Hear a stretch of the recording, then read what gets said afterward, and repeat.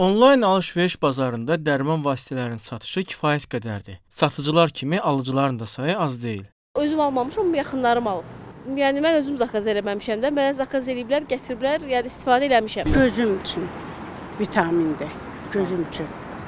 Gözüm zəif gördüyünə görə, ona görə həkim yazmışdı ki, o gözüm damarları qüvvələnsin. Onun üçün. Səhiyyə Nazirliyinin mütəxəssis eksperti Zakir Quliyevin sözlərinə görə, ölkəmizdə həkim tərəfindən təyin edilən dərmanlar elektron resept sisteminə daxil edilən və Nazirlik tərəfindən təhlükəsizliyi təsdiqlənmiş vasitələr olur. Xarici ölkədən internet üzərindən sifariş verilən dərman vasitələrinin təhlükəsizliyinə isə zəmanət verilmir və bunun müxtəlif fəsadları ola bilər.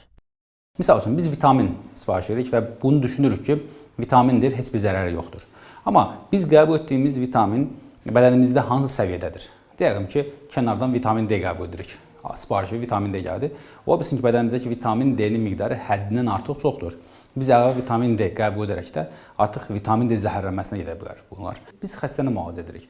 Deyəlim ki, xəstənin qaraciyərində problem varsa, biz daha çox qaraciyərə təsir edən böyrək vasitəsini atılan dərmanlar yazırıq. Və ya da əksinə, böyrək çatışmazlığı varsa, böyrəyə təsir etməyən dərmanlar yazırıq. Ekspert onu da əlavə etdi ki, bəzi hallarda xəstələr həkim müayinəsinə getmədən telefon vasitəsilə resept yazdırırlar ki, bu da yol verilməzdir. Çünki xəstəni görmədən xəstəyə dərman yazılması xəstəyə faydadan çox zərər verir. Yəni, bir mənalı olaraq bu qəti şəkildə olmaz.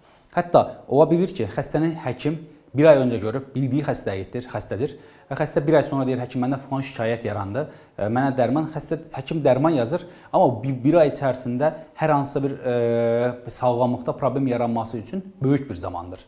Ona görə də yenə təkrar həkim xəstə müayinə gəlməlidir. Yalnız dərman vasitələrinin pərakəndə satışı əczaçılıq fəaliyyətinin lisenziyası olan apteklərin rəsmi internet səhifəsindən dərman vasitələri sifariş oluna bilər. Bu zaman dərman vasitələrinin çatdırılması müvafiq saxlanma və daşınma şərtlərinə ciddi riayət edilməklə həyata keçirilməlidir.